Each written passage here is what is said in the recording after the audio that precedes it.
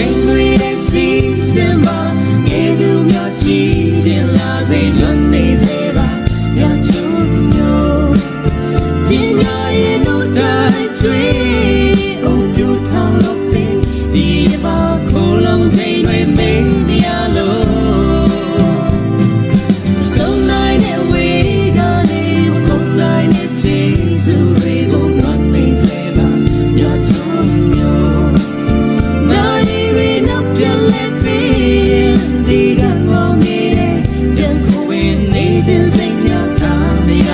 ဘူးတမီးစီတနေစီတောင်းဝန်ကိုစီဘဝရဲ့ခီလာများတွေ